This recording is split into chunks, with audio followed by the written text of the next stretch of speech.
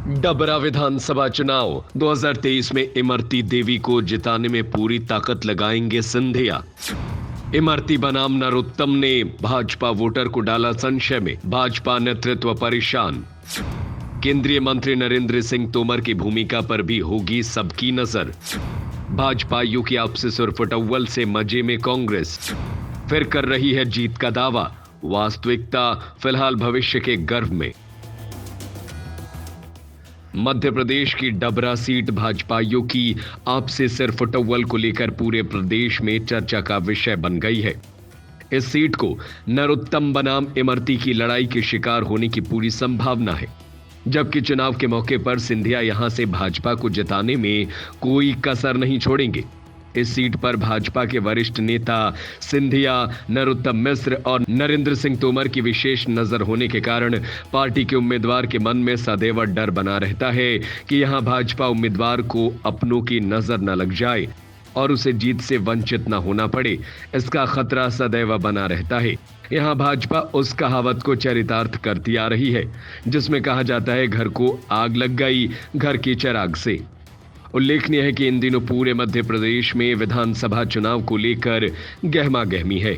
इसके मद्देनजर मतदाताओं में ये जानने की उत्सुकता है कि उसके विधानसभा सीट में से कौन किस पार्टी से उम्मीदवार बन रहा है, कारण कि मतदाता उन्हें वोट देंगे जो उनके पसंदीदा उम्मीदवार होंगे।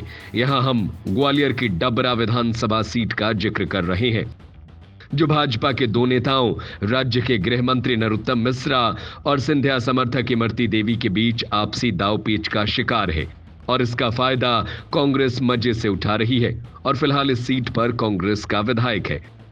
जानकार यहां तक बता रहे हैं कि इस सीट को कांग्रेस से बाहर निकालना भाजपा के लिए किसी टेढ़ी खीर से कम नहीं है। उल्लेखनीय है कि डबरा ग्वालियर जिले की बड़ी तहसील है। डबरा में एक शुगर मिल हुआ करती थी जो कई सालों से बंद पड़ी है। शुगर मिल के कर्मचारियों का करोड़ों रुपए अभी भी बकाया है। दूसरा, डबरा की मंडी जो इस अंचल की बड़ी मंडियों में शुमार है, ग्वालियर चंबल में जहां सबसे ज्यादा धान का उत्पादन होता है तो वो डबरा ही है। डबरा के टेकनपुर में बीएसएफ अकादमी है। डबरा सियासी रूप से भी बेहद अहम सीट है। डबरा विधानसभा सीट कांग्रेस की सीट मानी जाती है और परिसीमन के बाद जब ये अनुसूचित जाति वर्ग के लिए आरक्षित हुई तब से कांग्रेस ही यहां से चुनाव जीत दर्ज करती आई है।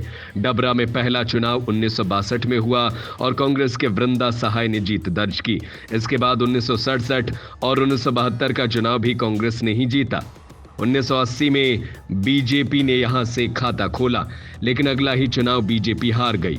1990 में प्रदेश के गृह मंत्री नरोत्तम मिश्रा ने पहली बार यहां से जीत दर्ज की, लेकिन 1993 का चुनाव नरोत्तम मिश्रा हार गए, मगर उसके बाद 1998, 2003 का चुनाव जीतने में कामयाब रहे। 2008 में परिसीमन के बाद ये सीट आरक्षित हो गई और इसके बाद इमरती देवी 15 साल तक विधायक रही। डबरा आरक्षित विधानसभा सीट है, इसलिए अनुसूचित जाति वर्ग की सबसे ज्यादा संख्या है। इसके बाद ओबीसी और स्वर्ण वर्ग के मतदाता आते हैं। डबरा में अनुसूचित जाति वर्ग के करीब 60,000 से ज्यादा वोटर्स हैं। इसके बाद ओबीसी मतदाताओं की संख्या करीब 75,000, ब्राह्मण, ठाकुर, वैश्य मतदाताओं की संख्या करीब 60,000। आरक्षित सीट होने की वजह से बाकी जातियां पार्टियों को समर्थन देती हैं।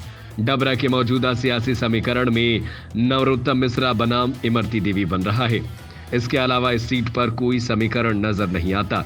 इमरती देवी किसी भी तरह से गृह मंत्री नरोत्तम मिश्रा का प्रभाव यहां से खत्म करने में जुटी है। हाल ही में हुए जनपद चुनाव में इमरती ने अपने समर्थकों को जिताकर बीजेपी और नरोत्तम मिश्रा को चैलेंज कर दिया। इसके बाद नगरपालिका चुनाव में अपने समर्थक को अध्यक्ष पद देकर दबदबा कायम करने की कोशिश की। हाल ही में इमरती का पंडोखर सरकार के साथ बातचीत का एक वीडियो वायरल हुआ, जिसमें पंडोखर सरकार कह रही है कि करीबियों ने ही उन्हें उपचुनाव हराया। इशारा सभी को समझ आ गया, मगर लगता है कि इमरती को पार्टी की तरफ से कुछ संकेत मिले हैं, इसीलिए वो कह रही हैं कि उनकी नाकामी की वजह से उपचुनाव में हार मिली। इमरती का दावा भी है कि वो चुनाव की तैयारियों में जुटी है, लेकिन यहां से टिकट किसे मिलेगा ये साफ नहीं है। डबरा से 3 बार गृह मंत्री नरोत्तम मिश्रा विधायक रहे हैं। 3 बार इमरती देवी ने प्रतिनिधित्व किया, लेकिन डबरा विकास में पिछड़ा हुआ है। सिंध नदी से रेत का और बिलौवा में काला पत्थर का अवैध उत्खनन बड़ा मुद्दा है। इसके साथ ही अस्पताल में डॉक्टर और सुविधाओं की कमी से मरीजों को परेशानी का सामना करना पड़ता है। छोटे से इलाज के लिए भी डबरा के लोगों को ग्वालियर जाना पड़ता है। एक ही गर्ल्स और बॉयज हॉस्टल है, जिस वजह से उन्हें पढ़ाई के लिए दूसरे शहरों में जाना पड़ता है। युवाओं के लिए रोजगार के साधन नहीं है। इन तमाम मुद्दों को लेकर जब बीजेपी और कांग्रेस के नेताओं से बात की जाती है तो वो एक दूसरे पर आरोप प्रत्यारोप लगाते हैं। इन सवालों को लेकर जब डबरा विधायक सुरेश राज्य से बातचीत की गई तो राज्य ने कहा कि उन्हें ज्यादा मौका नहीं मिला और आने वाले चुनाव में कांग्रेस से टिकट मिलने का दावा किया। इसके अलावा उन्होंने कहा कि बीजेपी में सिंधिया का अलग से कोई कद नहीं है। नरोत्तम मिश्रा का असर अभी भी डबरा सीट पर है। डबरा कांग्रेस की सीट है। इमरती देवी ने कांग्रेस छोड़ी तो वो चुनाव हारी। डबरा विधानसभा सीट से 2018 के विधानसभा चुनाव में कांग्रेस प्रत्याशी के रूप में इमरती देवी ने चुनाव जीता था। इमरती देवी जो ज्योतिरादित्य सिंधिया की कट्टर समर्थक है। ज्योतिरादित्य सिंधिया के भाजपा में शामिल होने के बाद इमरती भाजपा में शामिल हुई और उपचुनाव में उनको कांग्रेस प्रत्याशी सुरेश राज्य के हाथों हार का सामना करना पड़ा।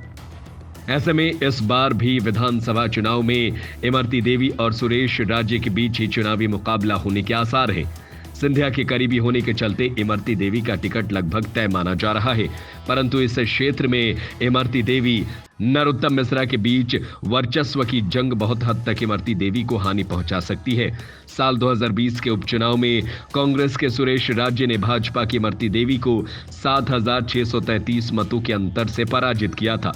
कांग्रेस ने 75,689 तथा बीजेपी ने 68,056 मत प्राप्त किए थे। साल 2018 के विधानसभा चुनाव में कांग्रेस की इमरती देवी ने बीजेपी के कप्तान सिंह सहसारी को 57,446 मतों के अंतर से पराजित किया था। कांग्रेस को 90,598 तथा बीजेपी को 33,152 मत प्राप्त हुए थे। साल 2013 विधानसभा चुनाव में कांग्रेस की इमरती देवी ने बीजेपी के सुरेश राज्य को 33,278 मतों के अंतर से पराजित किया था। कांग्रेस को 67,764 तथा बीजेपी को 34,486 मत प्राप्त हुए थे। वर्ष 2018 के विधानसभा चुनाव में कांग्रेस की इमरती देवी ने बीएसपी के हरगोविंद जौहरी को 10,630 मतों के अंतर से पराजित किया था। कांग्रेस को 29,134 तथा बीएसपी को 18,504 मत मिले थे। वर्ष 2023 के विधानसभा चुनाव में भाजपा से इमरती देवी व कांग्रेस से सुरेश राज्य के नाम लगभग तय हैं। यहां कुल मतदाता 2,17,628 है, जिनमें पुरुष 1,24,545 और महिला 1,10,065 है। दलित 35,000, ब्राह्मण 17,000, आदिवासी 15,000, कुशवाह 15,000, रावत 14,000, वैश्य 12,000, साहू 10,000, बघेल 8,000, गुर्जर 8,000, सिंधी 6,000 है। इस क्षेत्र की प्रमुख समस्याएं हैं अवैध उत्खनन, शिक्षा, स्वास्थ्य, रोजगार, बिजली, पानी, सड़क, दाल, चावल, शुगर मिल का बंद होना और चुनाव में ये मुद्दे छाए रहेंगे। इस सीट पर भाजपा की राह आसान नहीं है, परंतु समझा जा सकता है कि सिंधिया अपने कट्टर समर्थक इमरती देवी को जिताने में कोई कसर नहीं छोड़ेंगे। इसमें कोई संदेह नहीं है, परंतु जीत किसे मिलेगी ये सब कुछ अभी भविष्य के गर्भ में है।